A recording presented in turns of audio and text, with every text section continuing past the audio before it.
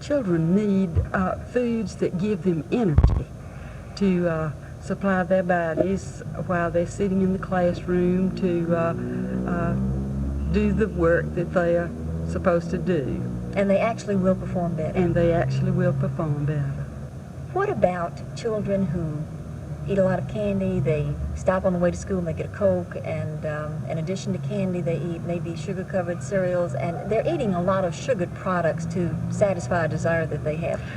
Will they grow? This kind of thing does give them some energy, but it does not furnish all of the necessary nutrients that their bodies need. They need nutrients to make them go, grow, and glow.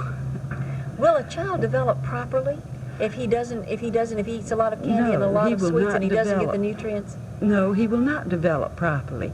He has to have a balance of nutrients in order to maintain a healthy, normal body, so that his mind functions for him also, as well as his body physically. So there also is a correlation in a child's health when he's older and the kind of food that he eats when he's younger. Yes, and even today statistics and research tells us that there is a correlation between a child's health as he grows and then his offspring's health. Mr. Smith, is there any correlation at all between nutrition and a child's performance in the classroom? Oh, yes, indeed. There are many correlations to indicate that nutrition helps young people to grow and be more alert in classroom, better attendance. Are there any studies or anything of that yes, sort? Yes, many studies have been made to bear that fact. What would a school teacher look for in a classroom of children, or what signs would a teacher have that a child might not be eating the proper foods or might not be getting the proper nutrition? Well, I think that if the teacher sees a child who's absent more than they feel they should be, if they're listless, if their grades are poor, if they're having poor study habits, I think that might be an indication that there's nutrition difficulties. Then that would mean probably that the parent might not be feeding the child appropriately? Well, it might be that they aren't getting an adequate diet, or that the meals are not properly and adequately supplied at the right time. Do you have any problem with educating the parents as to the types of foods that a child should have for a growing boy and girl? We don't really try to educate the parents. Of course, we feel that to work with young people, the present school-age child will ultimately improve nutrition.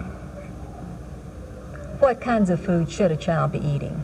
They should eat a balanced diet. It should be fruit, vegetables, protein. What overall do you think, or do you have any thoughts and ideas as to what can be done to help children who are listless in the classroom and who obviously are not getting the right nutritional foods they should be eating? Well, of course, the National School Lunch Program and the School Breakfast Program attempt to provide a third of the daily needs of food for the breakfast program and also a third for the lunch program. So that's 2/3 of the normal dietary allowances for the child, so that's a good beginning, I'd say. Since you've had the breakfast program, have you been able to tell any real difference in the students' performance? Yes, indeed. There are many administrators who have made the statement that should they be permitted to have only one program, that they would prefer the breakfast program over the lunch program.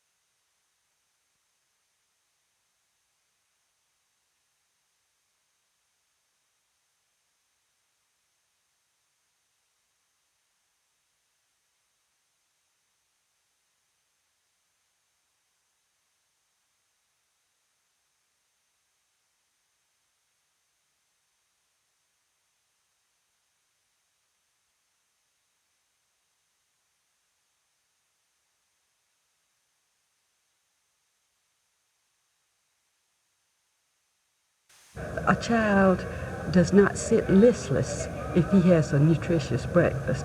It's far too long for a child to do without something to eat from the time he eats his night meal until lunchtime.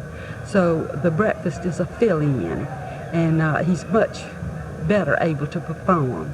We have instances where children have been to school hungry, and the teacher would go into the kitchen and ask the manager to prepare something so that child could sit and not cry because of hunger pangs. Because the child, if he is hungry, he cannot sit and absorb what his teachers are trying to get across.